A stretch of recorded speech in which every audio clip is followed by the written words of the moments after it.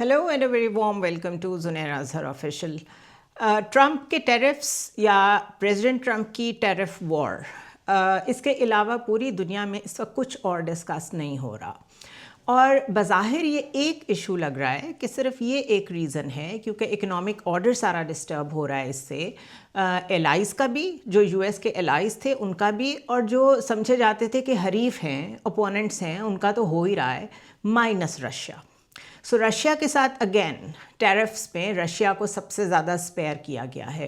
Briefly अगर कहा जाए साउथ ईस्ट एशिया में तो सबसे ज़्यादा जो टैरिफ्स हैं वो वियतनाम और बांग्लादेश पे लगे हैं, और ये दो कंट्रीज़ बहुत टॉप नॉच एक्सपोर्ट्स जो हैं वो यूएस को प्रोवाइड करते हैं। सो द क्वेश्चन इज़ कि जो चीप लेबर का कॉन्सेप्ट है, जिसकी वजह से यूएस का जो इन्वेस्टर है और यूएस का जो बिजनेसमैन है वो इंटरनेशनल मार्केट्स में डिफरेंट जगहों से काम करवाता है, वो अब इस कॉस्ट को कवर कैसे करेगा? वो कैसे कवर करेगा? वो ले ऑफ्स करेगा। ये तो बिल्कुल सिंपल फॉर्मूला है। जब भी किसी बड़े बिजनेसमैन के ऊपर, किसी इंडस्ट्री के ऊपर बोझ आता है, वो अपनी कॉस्ट कटिंग भी करता है। इसका मतलब है अपनी क्वालिटी पे भी कहीं ना कहीं कॉम्प्रोमाइज़ करना पड़ता है, रॉ मटेरियल महंगा ख़रीदना पड़ रहा होता है।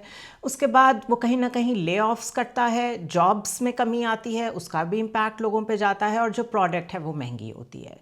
सो ये डिबेट तो इस एंड पॉइंट पे आके ख़त्म होती है कि टैरिफ्स का जो सबसे ज़्यादा एंड सफरर होता है वो कंज्यूमर होता है, और बिजनेसमैन और मुल्क जो एक्सपोर्ट कर रहे होते हैं वो तो होते ही हैं। बहरहाल ये डिबेट चलती रहेगी, but the problem is larger than that, क्योंकि ओवरऑल जिस तरीके से ट्रंप अपनी डिप्लोमेसी को लेके चल रहे हैं, अपनी फॉरेन पॉलिसी को, जिस तरह ये ट्रेड वॉर को उन्होंने इनिशिएट किया है, और इससे पहले जो एक कोल्ड वॉर ऑलरेडी चाइना के साथ चल रही थी यूएस की, उसके बाद ये जो दुनिया का ग्लोबल ऑर्डर है किस डायरेक्शन में जा रहा है। यूरोपियन यूनियन परेशान है। यूरोपियन यूनियन का जो डिफेंस का इदारा है नेटो, वो बहुत डिपेंडेंट था यूएस के ऊपर फॉर फंडिंग। जो भी जंगें होती थी, आपको पता है अफ़गानिस्तान में, इराक़ में, हर जगह नेटो फोर्सेस ने यूएस के साथ मिलकर सारी जंगें लड़ी हैं, और अब उनको वो आइसोलेट कर रहे हैं आहिस्ता आहिस्ता। ट्रंप अपनी डिफेंस स्पेंडिंग उधर से निकाल रहे हैं। सो यूरोप के लिए सबसे बड़ा चैलेंज है। दूसरा प्रॉब्लम ये है कि जो सबसे बड़ा थ्रेट समझता था वेस्ट, और जब मैं वेस्ट कहती हूँ तो ये उस वक्त की बात है या उन टाइम्स की बात है जब यूरोपियन यूनियन, पूरा यूरोप और यूएस जो हैं ये एलाइज थे। लेकिन अब इनको अलग करके बात करनी पड़ेगी, क्योंकि वर्ल्ड वॉर 2 के बाद 1945 में जो ग्लोबल ऑर्डर बना वो एक बड़ा डेमोक्रेटिक ग्लोबल ऑर्डर था। उसकी ब्रीफ सी मैं आपको अगर एक्सप्लेनेशन दूं तो यूनाइटेड नेशंस बनाई गई, उससे पहले लीग्स ऑफ नेशन थी, उसी की फाउंडेशन की बेस पे यूनाइटेड नेशंस बनाई गई। उसके 5 मेंबर बने जो परमानेंट थे। जनरल असेंबली बनाई गई, उसके 15 मेंबर्स थे। इसी तरह ये कहा गया कि अगर दुनिया में कहीं भी कोई जंग करनी होगी, कोई एग्रेशन की ज़रूरत होगी, फोर्स की ज़रूरत होगी, तो अक़वाम मुत्तहिदा के प्लेटफॉर्म से उसका डिसीजन होगा। जो 5 परमानेंट मेंबर्स हैं वो उसमें वोट करेंगे। फिर उन 5 परमानेंट को वीटो का हक भी दे दिया गया। तो जितना मर्जी वो कहें कि वो एक इक्विटेबल सिस्टम था, लेकिन जो वीटो का राइट है वो बारहा गलत इस्तेमाल होता रहा, और कई दफ़ा तो उसे बिल्कुल ही बाईपास कर दिया गया। इसी तरह फ्री ट्रेड का कॉन्सेप्ट जो है उसे बहुत जैसे कहते हैं सेल किया गया to the world. World trade organisation बनी, वर्ल्ड बैंक बना, आईएमएफ बना, गरीब मुल्कों के लिए कर्जे देने का प्रोग्राम बना। तो बज़ाहिर यूँ लगा कि दुनिया एक बड़ी लिबरल और डेमोक्रेटिक रास्ते की तरफ चल चुकी है। ये बात मेंशन करनी बहुत ज़रूरी है कि नाज़ी जर्मनी को शिकस्त देने में जो एलाइज थे उसमें सोवियत यूनियन भी शामिल था। Soviet union, Washington, European union या यूरोप के सारे कंट्रीज़, ये सब इकट्ठे थे और इन्होंने मिल के उस फैशिज्म को और उस एग्रेशन को जो नाज़ी जर्मनी हिटलर की तरफ से आ रही थी उसको शिकस्त दी। सो बेसिकली जैसे ही वर्ल्ड ऑर्डर बना उसके बाद जिसको हम कह रहे हैं बड़ा डेमोक्रेटिक था, बड़ा लिबरल था, प्रोग्रेसिव था, इक्विटेबल था, उसमें एकदम से रशिया को एक्सक्लूड कर दिया गया, सोवियत यूनियन को एक्सक्लूड किया गया। क्योंकि जो मैंने अपने पिछले वीलॉग में बात की थी कि हर स्टेट को, हर एंटिटी को जो पॉलिटिकल है एक थ्रेट चाहिए होती है। सो अगर उनको वर्ल्ड वॉर 2 में सोवियत यूनियन की ज़रूरत पड़ गई तो उसका ये मतलब नहीं है कि उनको सोवियत यूनियन से थ्रेट नहीं थी। It was always a threat because of communism और सोशलिज्म का जो इशू था। اس آئیڈیولوجیکل تھریٹ کے باوجود، کیونکہ اس وقت ضرورت تھی تو وہ جنگ تو سب نے مل کے لڑ لی، لیکن جیسے ہی پوسٹ ورلڈ وار 2 ایرا آیا تو ایک دم سے پھر ڈسٹینسز ہو گئی یو ایس کے، اس کے ویسٹرن ایلائز کے، سوویت یونین کے ساتھ، اور یوں یہ بلاک ہمیشہ سے الگ رہا، چائنا اینڈ رشیا۔ اب اگر آج صرف ہم رشیا کی بات کریں تو جو فرسٹ کولڈ وار دنیا میں تھی وہ رشیا کے ساتھ ہی سٹارٹ ہوئی، یہ وہی دور ہے جس کی میں بات کر رہی ہوں، اور پھر وہ جا کے ختم ہوئی کوئی 1990s میں۔ 1975 میں ایک ہیلنسکی ایگریمنٹ بھی ہوا، اس کے اوپر میں بعد میں بات کروں گی، جس میں یہ ڈیسائیڈ کیا گیا تھا اس کولڈ وار کی ٹینشن کو تھوڑا سا کم کرنے کے لیے کہ سوویت یونین، یورپین یونین اور یو ایس ایک دوسرے کی جیوگرافیکل باؤنڈریز کو چینج کرنے کی کوشش نہیں کریں گے اور ایک دوسرے کے انٹرنل میٹرز میں انٹرفیئر نہیں کریں گے۔ اس کے باوجود جو نیٹو اور یورپین یونین تھا وہ ہر اس فارمولے کو اور ہر اس پارٹ آف سوویت یونین کو سپورٹ کرتا رہا جو آزاد ہونا چاہتا تھا یا جہاں پہ سیپریٹسٹ موومنٹس چل رہی تھیں۔ سو یہ وہ کولڈ وار تھی جس میں ایک طرف کمیونزم کو فائٹ کر رہا تھا یو ایس اور یورپ مل کے، اور رشیا کو توڑنے کی کوشش کر رہا تھا، جس میں ایونچولی جو افغانستان پہ حملہ کیا رشیا نے، اس میں کہا گیا کہ جی انہوں نے انٹرنیشنل لا کو کیونکہ وائلیٹ کر دیا ہے، so they are no more part of that global order جو ہم نے سب نے مل کے بنایا تھا، اور اس وقت بھی اسی طرح اگریسر کہا گیا رشیا کو جس طرح آج یوکرین کے موقع پہ کہا جاتا ہے۔ سو اس کی بیس پہ جب دوبارہ سے ایک جنگ ہوئی جس کا پاکستان بھی بڑا انٹیگرل پارٹ تھا، پورا یورپ، نیٹو، ویسٹ ایک طرف تھا، اور آخرکار سوویت یونین کو شکست بھی ہوئی، اور اس کے بعد وہ کئی ٹکڑوں میں بٹا، سینٹرل ایشین سٹیٹس بن گئیں کئی ٹوٹ کے، جن کو آج ہم سینٹرل ایشیا کی ریپبلکس کہتے ہیں، اور اس کے بعد وہ صرف رشیا رہ گیا۔ اس کے بعد ایک بڑا ایسا پیریڈ آیا جس میں یوں لگا کہ رشیا بالکل سائیڈ لائن ہو گیا ہے، بٹ پوٹن کے آنے کے بعد ارلی 2000s میں دوبارہ رائز ہوا رشیا کا۔ Now, remember the Helsinki Agreement in 1975 کہ ایک طرف تو آپ کہہ رہے ہیں یو این کے پلیٹ فارم سے آپ نے یہ اگری کیا کہ آپ جب بھی کوئی جنگ کرنی ہوگی، جب بھی کسی علاقے کو سیپریٹزم کی طرف ایکنالج کرنا ہوگا، کسی ملک کی آزادی کو ایکسیپٹ کرنا ہوگا، یہ ایسے سارے فیصلے، یا کسی ملک کی جیوگرافیکل باؤنڈریز ٹوٹیں گی یا جڑیں گی، کوئی ایڈ ہوگا ان میں ملک یا الگ ہوگا، یہ سب فیصلے یونائٹڈ نیشنز کے فورم سے ہوں گے۔ دوسری طرف خود جو یو ایس ہے وہ یوگوسلاویہ کے مسئلے پہ نیٹو نے فل اٹیک کیا 1999 میں، وہ اپرووڈ نہیں تھا فرام دا یونائٹڈ نیشنز۔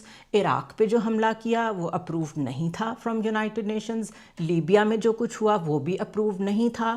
سو خود ایگریسر کا رول نیٹو فورسز اور یو ایس مل کے پلے کرتی رہی ہیں، اور اسی کی example I will urge you کہ میونخ سیکیورٹی کاؤنسل کے فورم پہ 2007 میں جو پریزیڈنٹ پوٹن کا خطاب ہے، اگر آپ اسے غور سے سنیں تو اس میں انہوں نے یہی شکایت کی ہے کہ ہمیں تو آپ نے ایگریسر کہا تھا، ہمیں تو آپ نے کہا تھا کہ ہم نے جنگ انیشیٹ کی ہے، اور ہم نے اس سارے کوڈ آف کانڈکٹ کو اور اس سارے ایگریمنٹ کو توڑا ہے جو ہیلنسکی ایکارڈ تھا 1975 کا اور جو یو این کا ایکارڈ تھا۔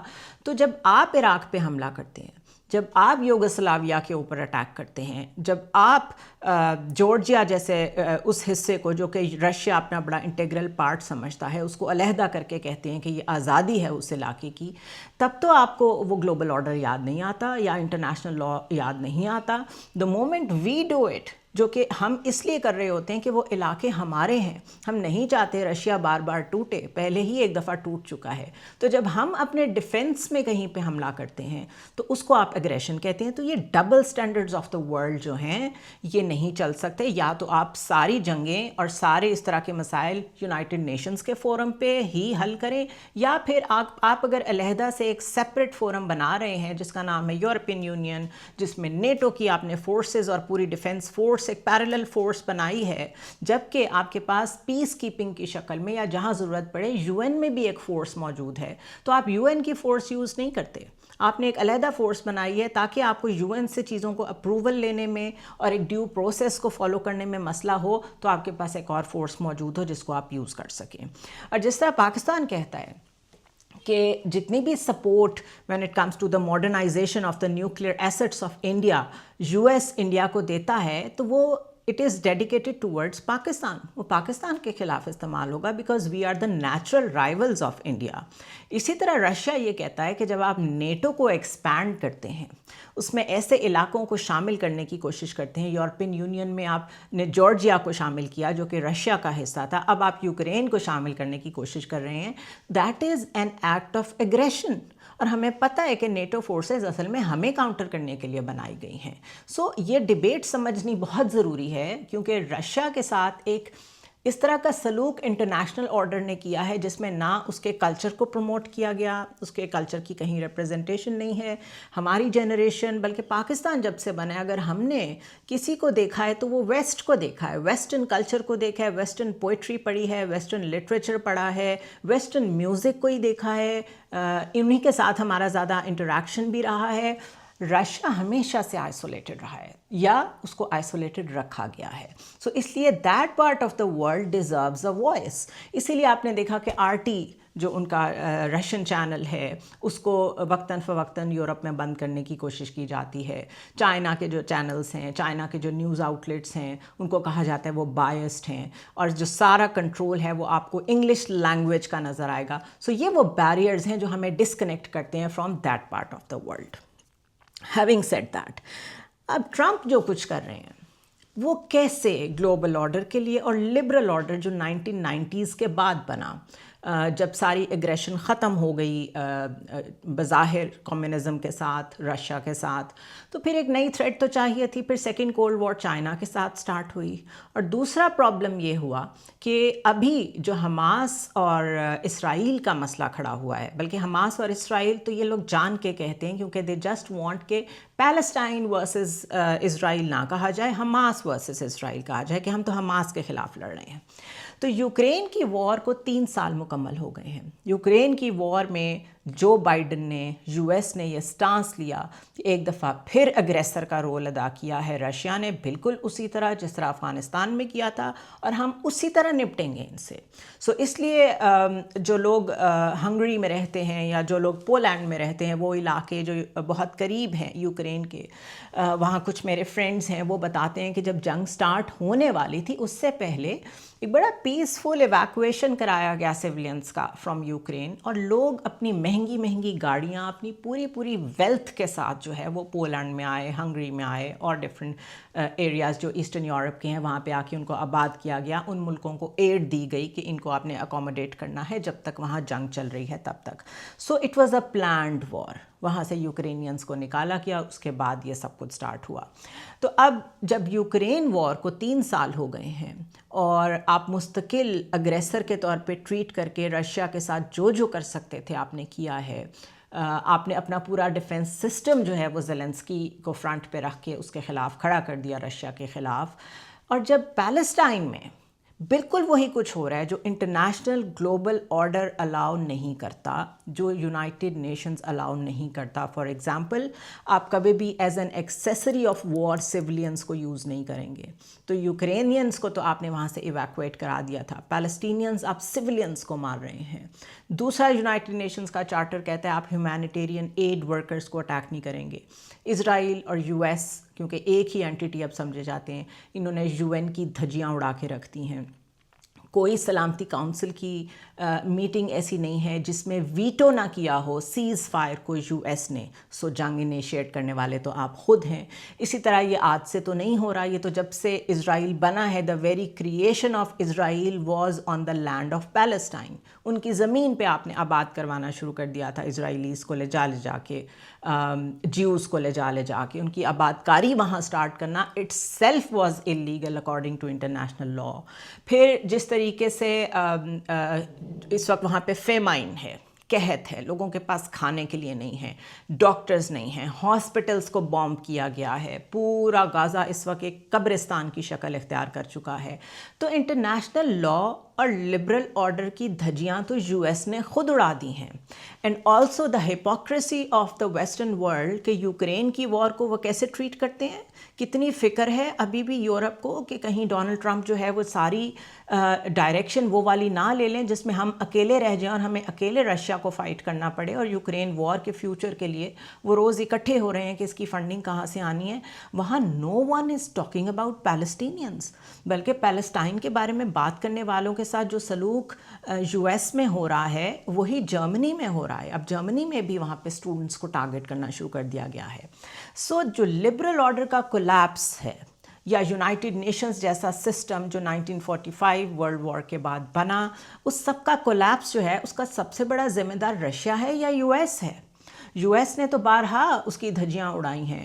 میں نے عراق وار کا ذکر کیا, لیبیا کا ذکر کیا.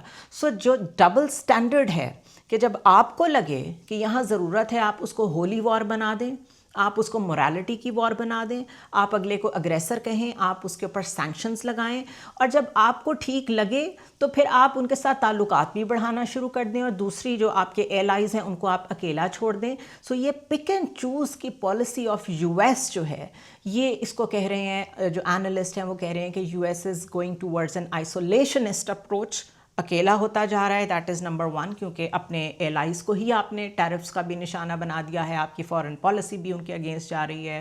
یورپ کے ملکوں میں جتنی بھی رائٹ ونگ جماعتیں ہیں ٹرمپ ان کو سپورٹ کرتے ہیں. اس کا مطلب ہے کہ آپ وہاں کے پولیٹیکل سسٹم میں بھی انٹرفیئر کر رہے ہیں. سو ان دو وارز نے یہ ثابت کیا ہے, Israel's war on Palestine and Ukraine war with Russia, اس نے یہ ثابت کیا ہے کہ دنیا کا لبرل آرڈر کولیپس کر چکا ہے. یو این کی کوئی حیثیت نہیں ہے, وہ صرف ایک آفس ضرور رہ گیا ہے, ایک تھنک ٹینک ضرور رہ گیا ہے. لیکن جس طریقے سے یو ایس نے اسرائیل کے ساتھ مل کے ہیومینیٹیرین ایڈ کو تباہ کیا ہے, وہاں پہ بچے بھوکے ہیں, وہاں پہ پریگننٹ ویمن ہیں, وہاں پہ اینستھیزیا نہیں ہے آپریشنز کرنے کے لیے, لوگوں کی لمز نہیں ہیں, ربل کے نیچے پتہ نہیں کتنے لوگ ہیں. یہ تو میرا خیال ہے ہولوکاسٹ 2 ہے. اور اس دور میں ہے جس دور میں ہم یہ سوچتے ہیں کہ ایک لبرل آرڈر موجود تھا. تو ڈیموکریسی کو, لبرلزم کو, پروگریسو سوچ کو سب سے زیادہ ڈیمیج اگر کسی نے کیا ہے تو وہ یو ایس خود ہے, اور وہ جو بائیڈن بھی اس میں اتنے ہی شامل تھے کیونکہ ان کے ہوتے ہوئے یہ وار شروع ہوئی, یہ سب کچھ ہوا, یوکرین کی بھی اور پیلسٹائن کی بھی. اور اب ٹرمپ اس کو جس ڈائریکشن میں لے کے جا رہے ہیں وہ ان سے 2 قدم آگے جا رہے ہیں. This is why people are debating کہ رشیا کے ساتھ نارملائزیشن آف ریلیشنز جو چاہتے ہیں شاید ٹرمپ, کیا وہ ایک کھلا سگنل ہے ٹو دا ورلڈ کہ جو ایک صدی تک آپ کا دشمن رہا ہے وہ اب دوست ہوگا, اور باقی جو سارے آپ کے ایلائز تھے وہ اب سارے خطرے میں پڑ گئے ہیں. سو دس از دا پرابلم جو ٹیرفس کے بھی پیچھے ہے, جو فارن پالیسی کے بھی پیچھے ہے, جو گرین لینڈ کے بارے میں بات کرتے ہیں ٹرمپ اس کے بھی پیچھے ہے. اس کے علاوہ پینما کینال کے اوپر جب وہ بات کرتے ہیں, جس طرح وہ وینیزویلنس کو کہتے ہیں کہ آپ تو ڈرگس کارٹیل ہیں, میکسیکنس کو کہتے ہیں, ساری دنیا کو انہوں نے ہلا کے رکھا ہوا ہے. سو اگر اس پہ ڈیبیٹ کی جائے کہ کیا normalisation of U S relations with Russia ہونے جا رہا ہے, تو اس کے لیے ہمیں انتظار کرنا پڑے گا کہ اگر یو ایس سینکشنز اٹھاتا ہے رشیا پہ سے جو کہ بے تحاشا ہیں, تو واقعی یہ بہت بڑی گیم چینجر ہے آف دا سینچری کہ چیزیں اس ڈائریکشن میں جائیں کہ کل تک جو سب سے بڑا اگریسر تھا دنیا کا وہ آج آپ کا دوست ہے. بٹ دین اگین, کیا پریزیڈنٹ ٹرمپ کی پریزیڈنسی کے بعد یہی سسٹم چل سکے گا؟ Nobody knows, and most probably Republicans خود بھی نہیں چاہیں گے کہ اس طرح کا گلوبل آرڈر چلے, کیونکہ ابھی سے آوازیں ادھر سے بھی اٹھنا شروع ہو گئی ہیں. دوسرا امپورٹنٹ پوائنٹ یہ ہے کہ ابھی تک اگر یہ لبرل آرڈر اتنی زیادتیوں اور اتنی ان ایکوالٹی کے باوجود کھڑا ہوا ہے تو اس کی وجہ کیا ہے؟ تو وہ ہے وہ اکانومی جو ڈالر کے ساتھ جڑی ہوئی ہے. پیٹرو ڈالر کہہ لیں آپ کے, آئل کی ساری ٹریڈ جو ہے وہ ڈالرز میں ہوتی ہے. اس کے علاوہ بھی ڈالر سے جڑی ہوئی جو اس وقت دنیا کی اکانومی ہے اسی نے سارے سسٹمز کو ایک جگہ باندھ کے رکھا ہوا ہے. ڈالر کی ہیجمنی ہے اس وقت.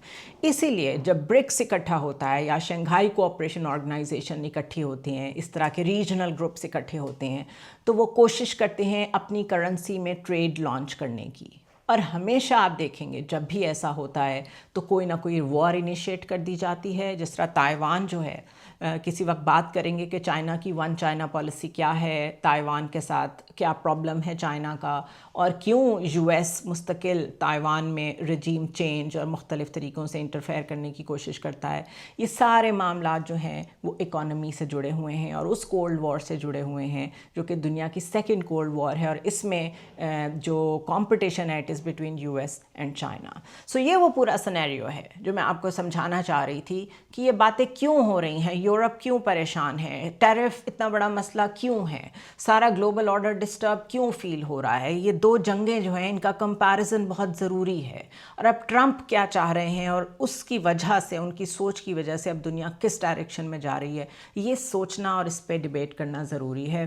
نیکسٹ آئی ول ٹرائی کہ میں چائنا اور رشیا کی تھوڑی سی ہسٹری آپ کے سامنے پیش کروں تاکہ you have a better idea to understand کہ ان کنٹریز نے کس طرح اتنی سینکشنز کے ساتھ سروائیو کیا ہے اور یہاں تک پہنچے ہیں. آئی ول سی یو ٹمارو.